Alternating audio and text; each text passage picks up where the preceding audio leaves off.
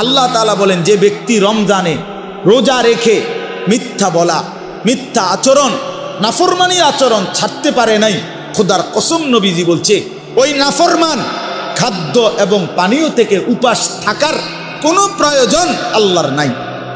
যা বেটা তুই, আল্লাহ বলেন মিথ্যাই যেহেতু ছাড়লি না, মোবাইলের নারী যেহেতু ছাড়তে পারলি না, সুদখোর তুই সুদে যেহেতু ছাড়লি না, বেপর্দা নারী, বেহায়া নারী তুই যেহেতু পর্দাই করতে পারলি না, তো আর উপাস থাকার দরকার নেই, ভাতে খা, সকালের নাস্তাও কর, দুপুরের খাবারও খা, লাগবে না, তোর রোজা দিয়ে আমি করব। ফালাইসা লিল্লাহি হাজাতুন, সরাসরি হাদিস, আল্লাহর কোনো প্রয়োজন নাই। আল্লাহ কি অভাবের কারণে যে আমার ভাতে শর্ট পড়ে গেছে এই জন্য 1 মাস আমার খাবারের শর্ট, এই জন্য আল্লাহ তাআলা খানা কমাই দিছে? তাই না? নবী সাল্লাল্লাহু আলাইহি সাল্লাম বলছেন, কাম মিন সাইমিন লাইসা লাহু মিন সিয়ামিহি ইল্লাল জু'। নবীজি বলেন, হায় আফসোস, কত রোজাদার আছে এমন রোজা যাদের রোজা শুধুই কিছুক্ষণের ক্ষুধার্ত থাকা ছাড়া আর কোনো অর্জন নাই,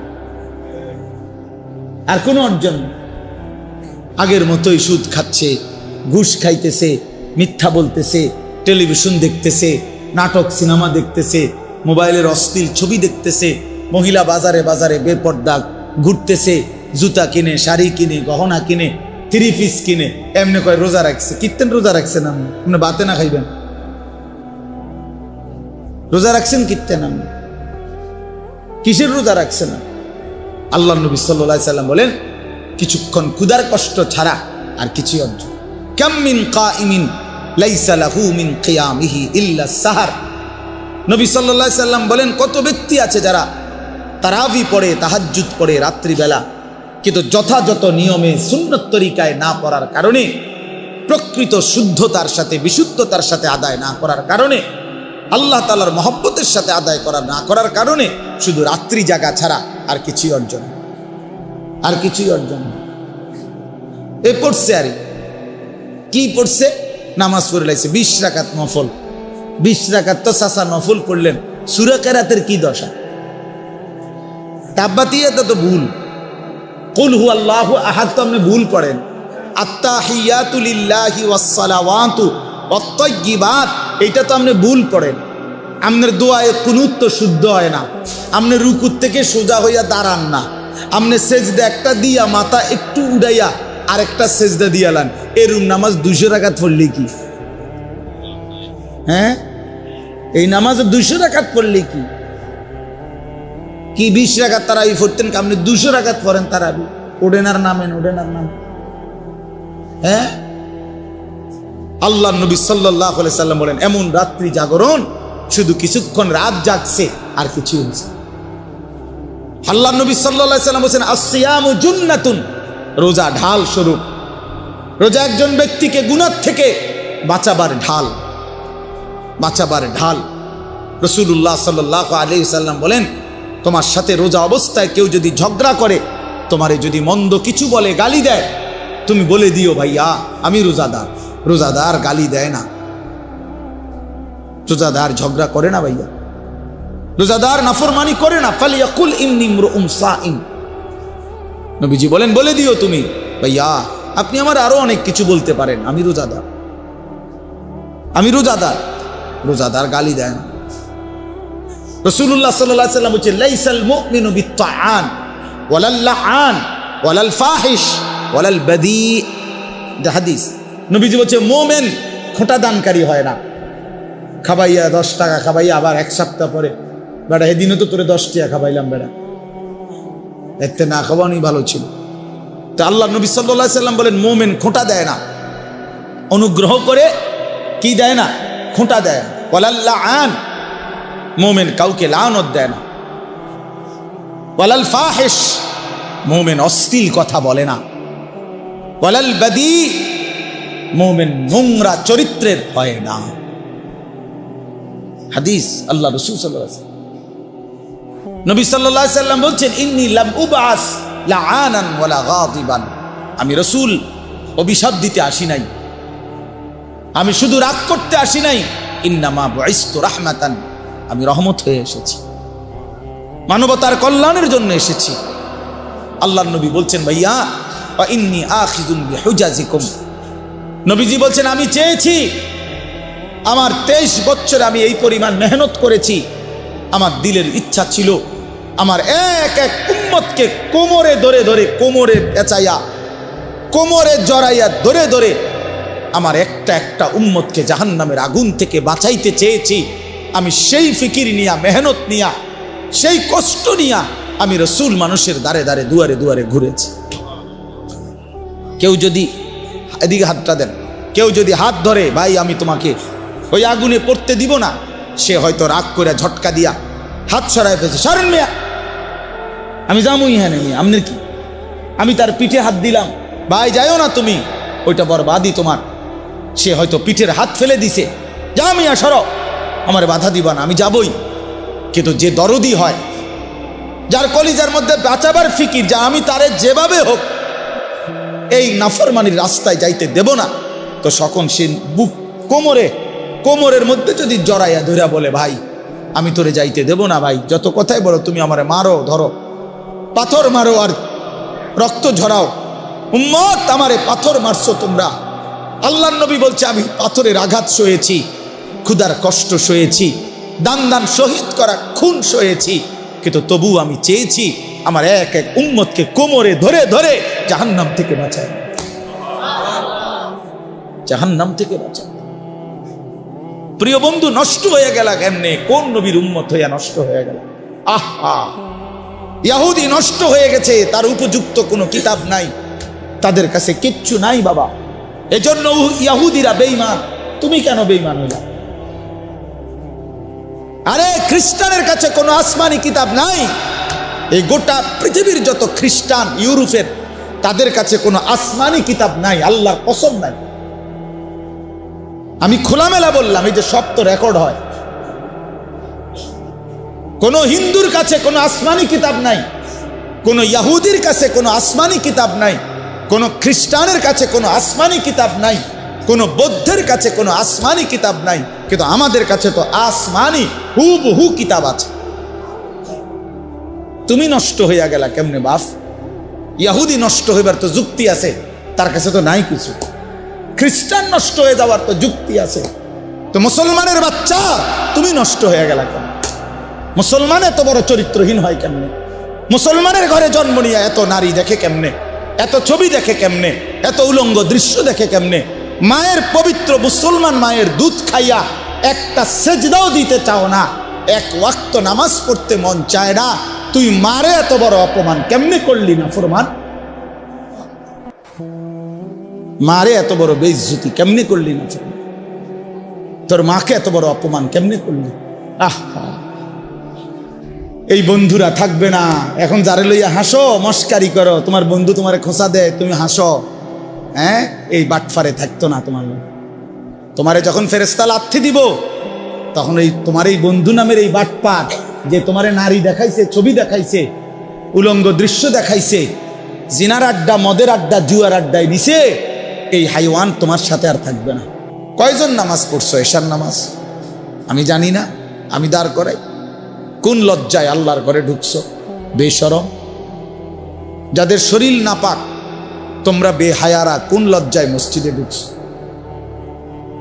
যারা ঠিক মতো পেশাব করে পানি নাও না, যারা প্রস্রাব করে টয়লেট পেপার ব্যবহার করো না, তুমি তো অসভ্য, তুমি তো অসভ্য, তুমি তো অপবিত্র, তুমি তো নাপাক। আর নাপাক কেমনে মসজিদে ঢুক? কেমনে ঢুকলা? একবার কলজা কাঁপে নাই? বিবেক জাগে নাই? এ তো আল্লাহর ঘর, এ তো রবের ঘর। বলো ভাই, কেমনে পারলা এত বড় চোখের সামনে আল্লাহর ঘর দেখে, প্রতিনিয়ত আজান শুনে, এত ইমাম, এত আলেম, এত মুয়াজ্জিন, এত মসজিদ, এত মাদ্রাসা, এত তালিব ইলম, এত হুজুর, এত পাঞ্জাবি টুপিওয়ালা দেখেও একটা বারও ভাবে না যে কিরে এরা কি করে, আমি কি করি? এরাও মুসলমান, আমিও মুসলমান, তাহলে আমি কি জাতের মুসলমান? আমি এক ওয়াক্ত নামাজ পড়ি না, আমার এক ওয়াক্ত নামাজ পড়তে মনই চায় না, আমি এত বড় অমানুষ কেমনে হইলাম? এত বড় অমানুষ কেমনে হলাম, এত বড় হাইওয়ান আমি কেমনে হলাম? এতটুকু তো কমপক্ষে বোঝাপড়া করা উচিত। এত বড়। এজন্য দোস্ত, আল্লাহ তাআলা মানুষকে সবচেয়ে বড় সম্পদ দিছিলেন আকলে সালিম, একটা বিশুদ্ধ পূর্ণাঙ্গ বিবেক, আকল, দিমাগ আল্লাহ তাআলা মানুষকে দান করছিলেন। কোন মানুষ যখন এই আকলটাকে নষ্ট করে দেয়, এই বিবেকটাকে নষ্ট করে দেয়, আল্লাহর কসম আর তার 2 পয়সার কোনো মানুষ হিসাবে মূল্য থাকে না, মূল্য থাকে। আর সবচেয়ে জরুরি কথা হলো, আমি এখন শুনাইতেছি, দেখেন সংক্ষেপেই বলতেছি। আল্লাহ তাআলা বলেন, ইয়া আইয়ুহাল্লাযীনা আমানুত্তাকুল্লাহ, হে ঈমানদারগণ, ইত্তাকুল্লাহ। আল্লাহ আমাদেরকে বলছে, হে ঈমানদারগণ। আমরা এখানে সবাই মুসলমান, আমাদের বাবা মুসলমান, আমাদের মা মুসলমান, আমাদের বংশ মুসলমান। প্রিয় ছেলেরা, তোমরা সবাই মুসলমান, নিঃসন্দেহে মুসলমান। তোমরা কালেমাওয়ালা, তোমরা মুমিন, তোমরা ঈমানদার। অতএব আল্লাহ তাআলা আমাদেরকে বলতেছে, ইত্তাকুল্লাহ, ইত্তাকুল্লাহ। দোস্ত, ওই যে লাশের খাটটার উপরে দাঁড়াইয়া ছবি উঠাও, যাতে তোমার এখানের মধ্যে দাফন করা যায়, ওটার উপরে ওঠো, লাশের ইয়াটার উপরে ওঠো।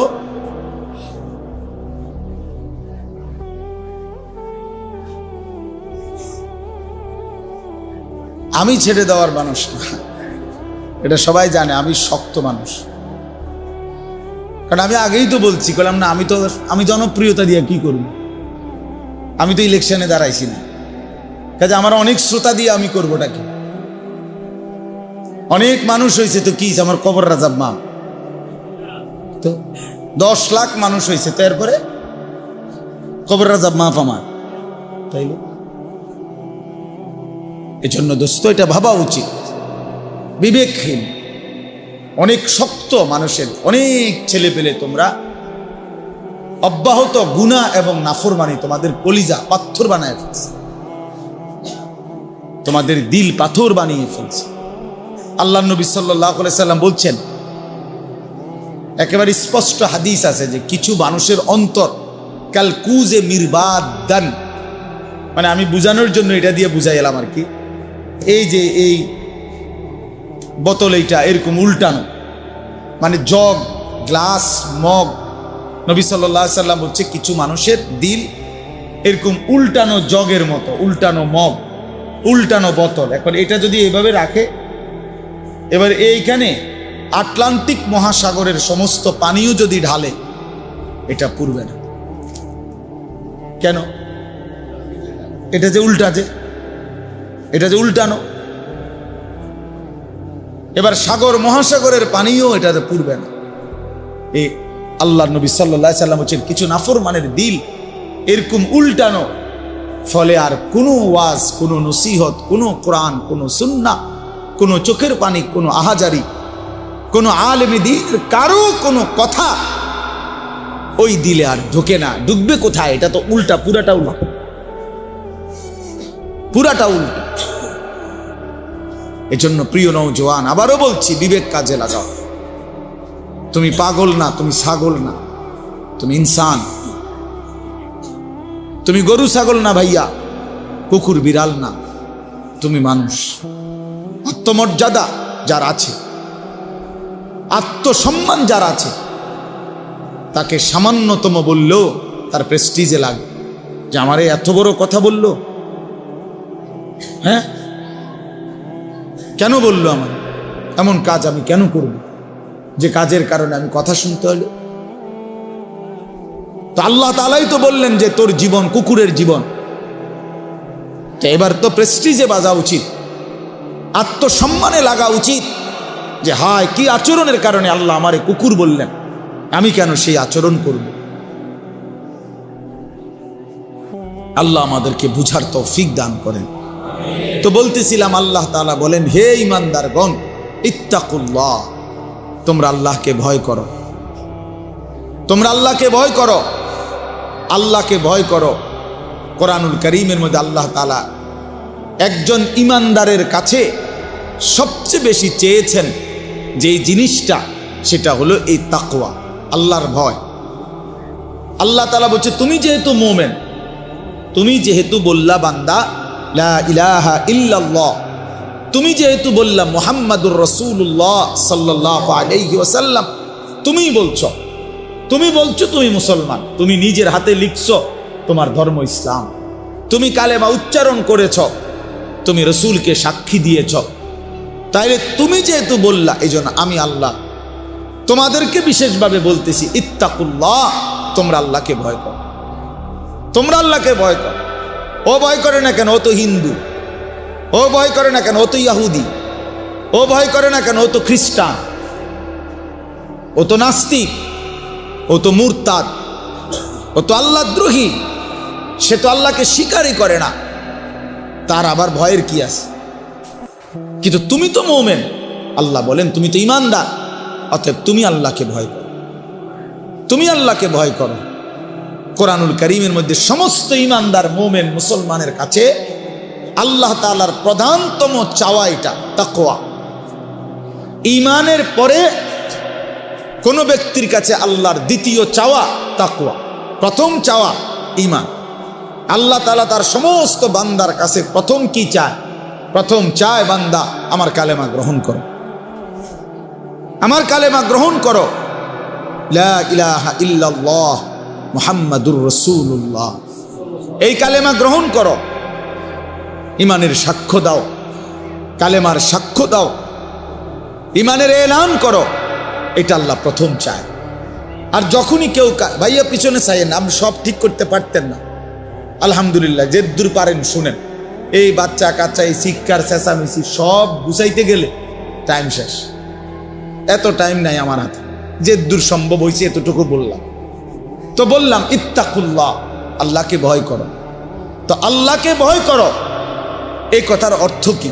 সমস্ত তাফসীরের মধ্যে আছে এই কথার দুই অর্থ। কোন ব্যক্তি আল্লাহকে ভয় করা মানে কি?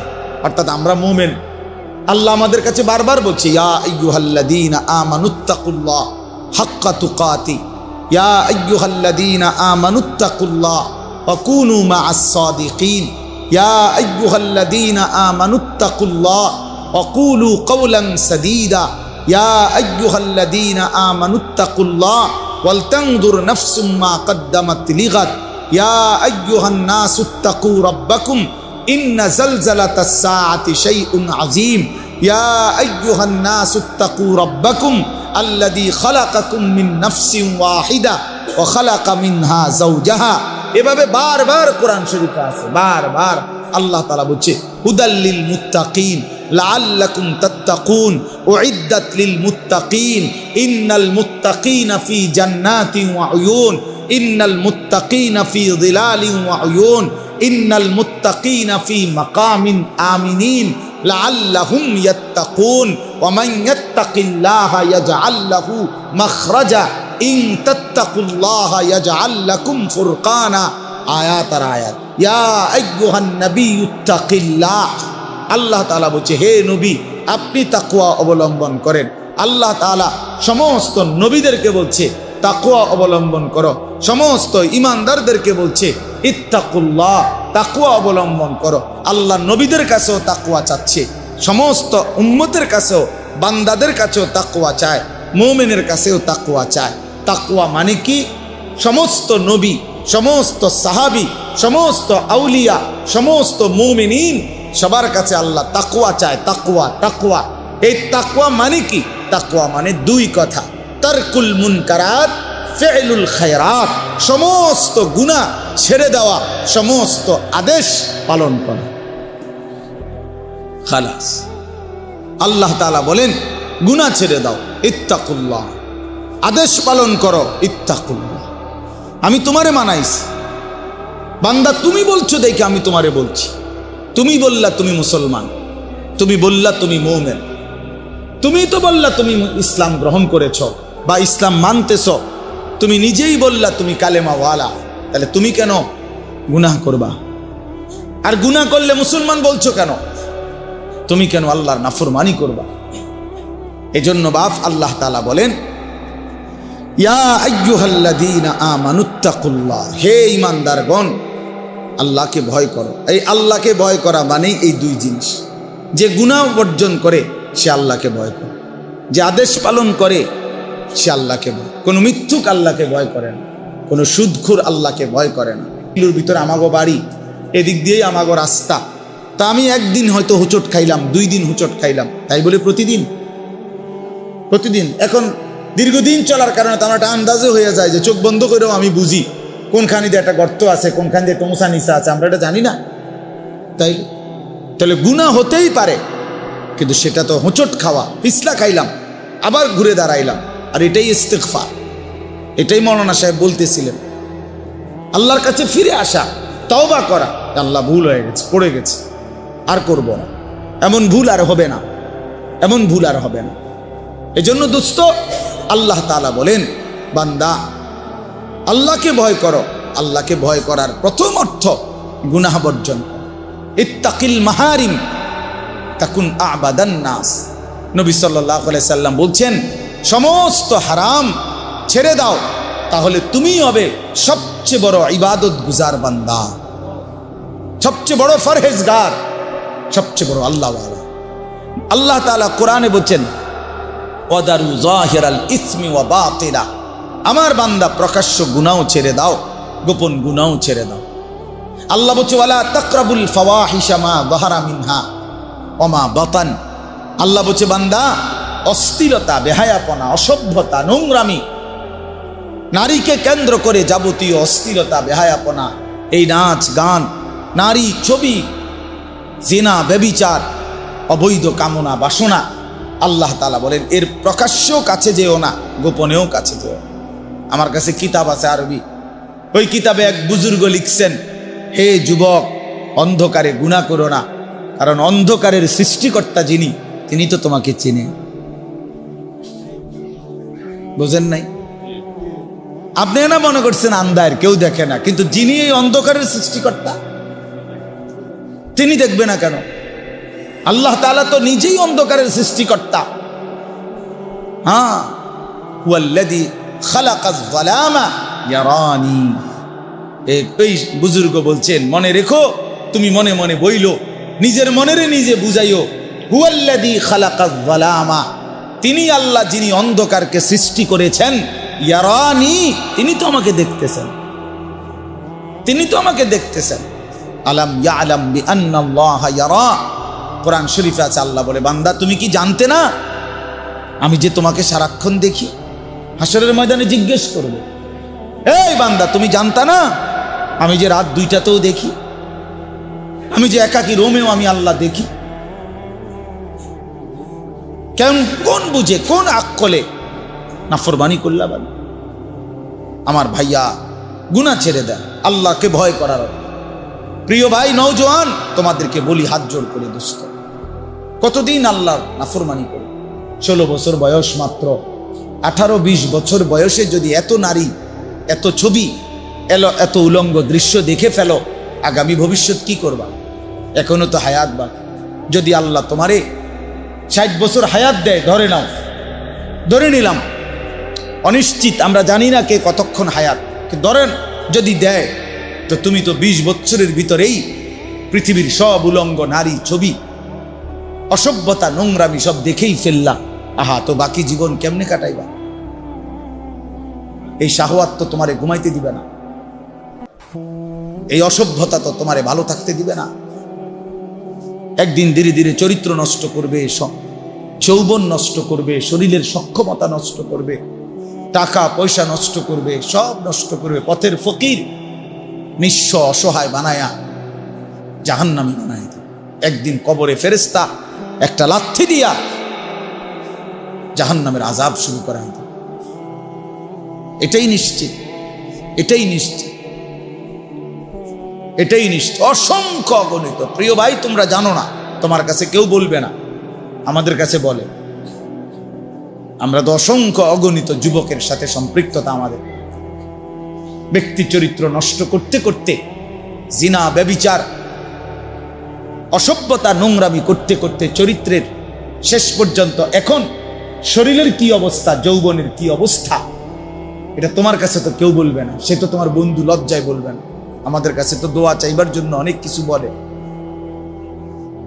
আমি তো ঢাকা শহরে জুমা পড়াই,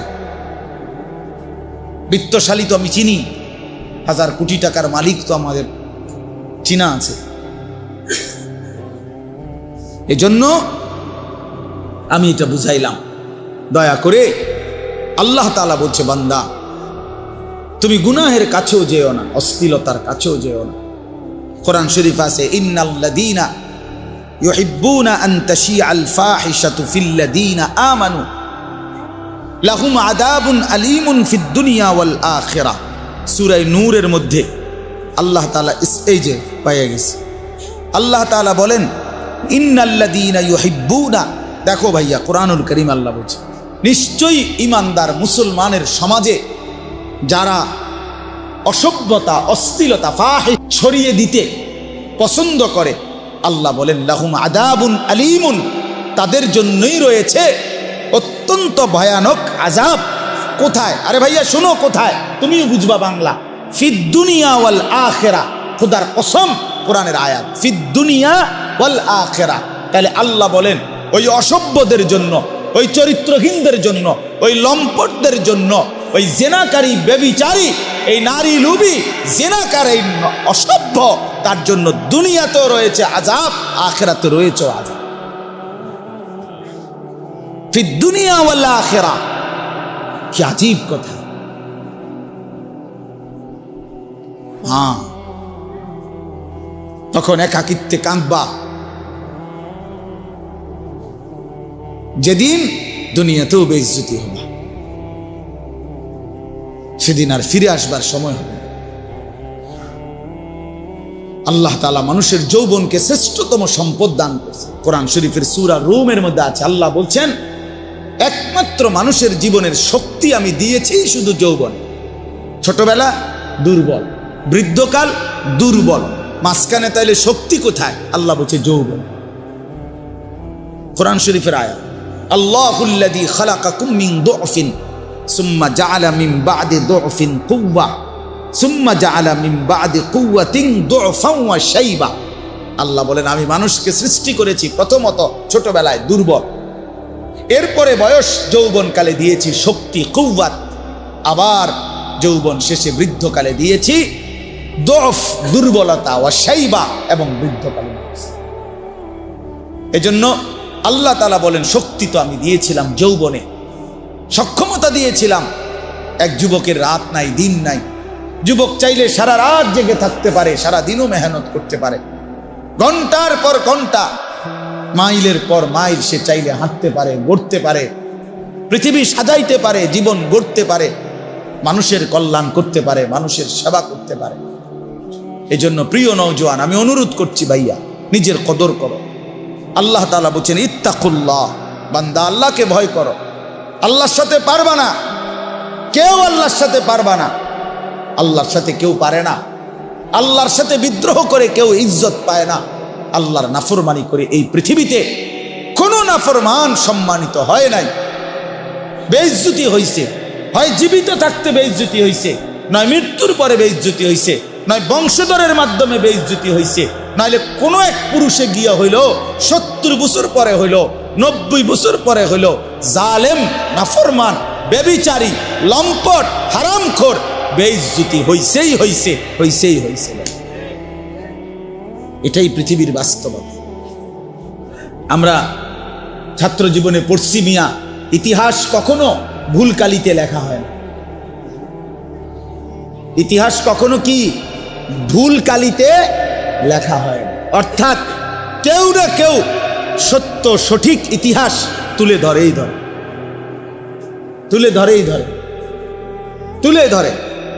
কোনো না কোনো মাটি ফুরে হলো প্রকৃত ইতিহাস বের হয়ে আসবেই।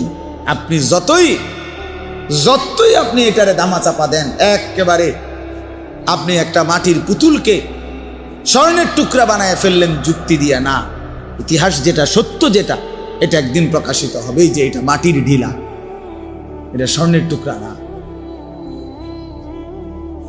এজন্য বাবা আল্লাহ তাআলা বলছেন ইত্তাকুল্লাহ, আল্লাহকে ভয় করো, আল্লাহকে ভয় করো। গুনাহ ছেড়ে দাও, আল্লাহর ইবাদত করো। জিন্দেগির বড় একটা উত্তম সময় আমাদের সামনে, সেটা হলো মাহে রমজান। এই রমজানের রোজা যেটা, এটার অর্থ আর তাকওয়ার অর্থ সেম। আস-সাওম, সিয়াম, এই শব্দের অর্থ আত-তারক, আল-ইমসাক, বিরত থাক। আল্লাহ তাআলা বলছে রোজার মধ্যেও আমার মূল মাকসাদ বান্দা বিরত থাক। রোজার মূল প্রাণ, রমজানের মূল রূহ বিরত থাকা। খাদ্য থেকে বিরত থাকো, পানীয় থেকে বিরত থাকো, হালাল স্ত্রী থেকে বিরত থাকো। কেন? তুমি যেন তোমার দিলে অনুভূতি আসে যে হায় হায়, যেই আল্লাহ আমার 3টা হালাল বস্তু হারাম করে দিলেন, তো হারামগুলোর প্রতি এবার কি পরিমাণ আল্লাহর ঘৃণা, কি পরিমাণ ঘৃণা। এজন্য রমজানের মধ্যে, রোজার মধ্যে মূল সবক তরক, ছেড়ে দেওয়া, ছেড়ে দেওয়া। সেদিন তোমার পাপের শাস্তি তোমাকে একাই ভোগ করতে হবে। অতএব আমার কথা শেষ, আমি এতটুকু কথাই বললাম, ইয়া আইয়ুহাল্লাযীনা আমানুত্তাকুল্লাহ, হে মুমিন, আল্লাহকে ভয় করো, গুনাহ ছাড়ো, গুনাহ ছাড়ো, গুনাহ ছেড়ে দাও। ওয়াল তানজুর নাফসুম মা কদ্দামাত লিগাদ, আজকের দুনিয়ার প্রতি ঘন্টা মিনিট, দুনিয়ার প্রতিটা হায়াত থেকে হিসাব করো আগামীকালকের আখিরাতের জন্য আজকের দুনিয়া থেকে কি পাঠাইছো, কি পাঠিয়েছ। ওয়াত্তাকুল্লাহ, আল্লাহ বলেন, আবারও বলছি বান্দা আল্লাহকে ভয় করো। ইন্নাল্লাহা খাবীরুম বিমা তা'মালুন, আল্লাহ কিন্তু তোমাদের সব কিছুর খবর রাখছেন। অতএব দোস্ত আমার, বন্ধু আমার, আজ আমি এতটুকু কথাই বললাম। মাহে রমজানকে সামনে রেখে 1 জন, 2 জন, 10 জন, 5 জন, 20 জন, 50 জন যুবক, অথবা তোমরা সকলেই যার বিবেক আছে, তুমি ফিরে আসো, গুনার রাস্তা ছেড়ে দাও বাবা, অশ্লীলতার রাস্তা ছেড়ে দাও, অসভ্যতার এই রাস্তা ছেড়ে দাও। এই নারী ছবি, এই মদ জুয়া, এই অশ্লীলতা, মোবাইলের এই 24 ঘন্টার আসক্তি খোদার কসম সুখ দেয় না, অতৃপ্তি বাড়ায়, অতৃপ্তি বাড়ায়। বারবার দেখতে মন চায়, সারাক্ষণ আরো নারী, আরো ছবি, আরো জিনা, আরো বেবিচার। নেশা বাড়ায়, বারবার তোমারে তৃপ্ত করবে না, সুখ দিবে না। তোমরা যাদের চুল, বাবা তুমি মুসলমান, আরেকবার আমার অনুরোধ রাখো, তুমি তো মুসলমানের ঘরে জন্ম নিস, তুমি ইহুদির বাচ্চা না, ইহুদির মতো চুল রাখলা কেন? তুমি তো কাফেরের বাচ্চা না, তুমি তো ইমানদারের বাচ্চা। তোমার বাপকে কেন তোমার অপছন্দ হইল? ইহুদি বেঈমানকে কেন পছন্দ হইল? তুমি তোমার বংশধরকে, তোমার এলাকার কোন আলেমে দ্বীনকে অপছন্দ করলা কেন? মুশরিককে, মুরতাদকে পছন্দ করলা কেন? কাদের মতো তোমরা চুল রাখছো? বলো, কি বুঝে চুল রাখছো? গুলোর মধ্যে সুন্দর, পৃথিবীতে পুরুষ চুলের ফ্যাশন অথবা চুলের সৌন্দর্যের উপরে আলাদা পুরুষের কোনো বিশেষত্ব, এটা পৃথিবীর কোনো বইতে নাই। কোরআন হাদিস না, মানে জেনারেল লাইনেও এরকম কোনো কথা নাই, কোনো বইতে কথা নাই যে একজন পুরুষের সৌন্দর্য তার চুল, এটা পৃথিবীর কোনো কিতাবে নাই, বইতে নাই। তো নারীর সৌন্দর্য চুল, মহিলাদের লম্বা চুলের একটা কি আছে, সৌন্দর্য আলাদা আছে, বিশেষত্ব আছে। কিন্তু পুরুষ সে চুল নিয়ে বিভিন্ন রকমের ফ্যাশন করবে, একবার এদিকে, একবার ওইদিকে, একবার ঝাঁকড়া, সেই টাকার পুরা প্রতিবন্ধী ছাড়া, পাগল মাতাল ছাড়া আর কেন সুস্থ মানুষের কাজ হইতে পারে? বিশ্বাস করো ভাইয়া, নাহলে আরেকবার তুমি কোনো গবেষণা বা কোনোখানে যদি লেখা পাও যে না একজন পুরুষের চুল অনেক গুরুত্বপূর্ণ, চুলের বিভিন্ন ফ্যাশন, এটা আমার দেখাই, আমি আবার তো তুমি যে এই বিচার করো, আমি এই বিচার মানি, তুমি আমারে দেখাই। তোমাদেরকে দুশ্মন প্রতারিত করেছে, আহারে বেঈমান তোমরে নিয়া বেউকুফ পাইছে, তোমরে বান্দরের মতো তোমরে নাচা। কাফের বেঈমান তোমারে নিয়ে হাসে হাসে, যে দেখছ মুসলমান আমি যেটা কই এটাই, আহারে এ তো বান্দরের মতো নাচা। ইমানদারকে বেঈমান প্রতারিত করার কথা ছিল না। আল্লামা ইকবাল বলছে, ইমানদার হলো তাকে বলে যে পুরা জাতি যদি আমার একত্র করে মূর্তি স্তূপ করে দিয়ে দাও, আর স্তূপের উপরে, মানে মূর্তির স্তূপ, আমারে যদি মূর্তির স্তূপে দাঁড় করাও, আল্লামা ইকবাল বলছে ইমানদার তবুও বলবে লা ইলাহা ইল্লাল্লাহ। আমি মূর্তির স্তূপে দাঁড়িয়েও বলবো লা ইলাহা ইল্লাল্লাহ, লা ইলাহা। আমাদের সেই মূর্তি ভাঙ্গার, মূর্তির, মানুষের ভাস্কর্য মূর্তির বিরুদ্ধে যেই মহান রাহবার আমাদের আল্লামা মামুনুল হক কথা বলেছিলেন, একদিনের জন্য তার ঘাড় কেউ নোয়াইতে পারে নাই, তার সাহসী হুঙ্কার কেউ নোয়াইতে পারে নাই। শেষ পর্যন্ত জালেম পরাজিত হয়েছে, মামুনুল হক জিতেই গেছে। বেটা জিতেই গেছে। ইমান জিতে যায়, মোমেন জিতেই যায়, ইমানদার জিতেই যায়, জুলুমবাজ হেরে যায়, অন্যায়কারী হেরে যায়। এজন্য কোনো পাপী ইজ্জত পায় না, কোনো পাপী শেষ পর্যন্ত সম্মান পায় না, কোনো জালেম শেষ পর্যন্ত কি পায় না, আজ কিংবা কাল বেইজ্জতি নিশ্চিত, লাঞ্ছনা নিশ্চিত। সময়ের ব্যবধান, হয় 20 বছর, নয় 70 বছর, নয় 100 বছর, নয় 300 বছর, কিন্তু অপমান কি নিশ্চিত। এজন্য দোস্ত, আজ কিংবা কাল তোমরা যারা গুনাহ করছ, তোমরা যারা আল্লাহর নাফরমানিতে ডুবে আছো, নামাজ পড়ছো না, খোদার কসম, এই বন্ধু আমার নাম আনিসুর রহমান, মনে রাখো, এই প্রিয় ভাইয়ের কথা মনে রাখো, তুমি বেইজ্জতি হইবাই হইবা, বেইজ্জতি হইবাই হইবা। হ্যাঁ হ্যাঁ, তুমি অপমানিত হইবাই একদিন। তুমি তোমার সেদিন এই শেষ কথাটা শোনো, আশ্চর্য কথা। আমাদের একজন কুমিল্লার প্রখ্যাত একজন আলেম আছেন, বক্তা, ওয়াইজ, আল্লামা মুফতি আমজাদ হুসাইন সাহেব, মুরাদনগর বড় মাদ্রাসার মুহতামিম। হুজুরে বলতেছিলেন, ওনার এলাকার এক ভদ্রলোক, স্বামী স্ত্রী, তাদের একমাত্র মেয়েটা ভাইগা গেছে আরেক ফোলার লগে, ভাইগা ওই পোলার সাথে বিয়ে শাদী করছে বা যাই হয়েছে গেছে গা। মা বাবা কাঁদতেছে দিন রাত, থানা পুলিশ মামলা, বহুত হই হুল্লুর করতেছে, কলিজার টুকরে একমাত্র সন্তান মেয়ে। তো ওই মেয়েটা কিছুদিনের পরে বাবার কাছে, বাবা মার কাছে একটা চিঠি পাঠাইছে। এই মেয়েটা ওই বাবা মার চিঠির মধ্যে লিখছে মেয়ে বাবা মাকে লক্ষ্য করে যে, প্রিয় মা বাবা, আপনারা কেন এমন দৌড়ঝাঁপ করছেন? যেই কাজটি আপনারাই ইতিপূর্বে করেছিলেন আমি জানি, আমি তো সেই কাজটাই করেছি। অতএব এর জন্য আপনারা এই আচরণ করাটা তো মানায় না। অর্থাৎ আপনারাও তো দুজন ভাগ্যেই বিয়ে করছেন। খোদার কসম, তাইলে কার হাতে বেইজ্জতি হলো? আপন সন্তানের। কার হাতে? আপন সন্তানের। তার মানে বেইজ্জতি নিশ্চিত, অপমান নিশ্চিত, অপমান নিশ্চিত। অতএব প্রিয় ভাই, প্রিয় বাবা, গুনাহ ছেড়ে দেন। রমজানকে সামনে রেখে ইনশাআল্লাহ গুনাহ মুক্ত আল্লাহর ইবাদতে মগ্ন থেকে একটা পূর্ণ মাস যদি আমরা ইবাদত করি, ইনশাআল্লাহ আমাদের জীবন সুন্দর হবে, আখিরাত সুন্দর হবে। আল্লাহ তাআলা তৌফিক দান করেন, কবুল করেন।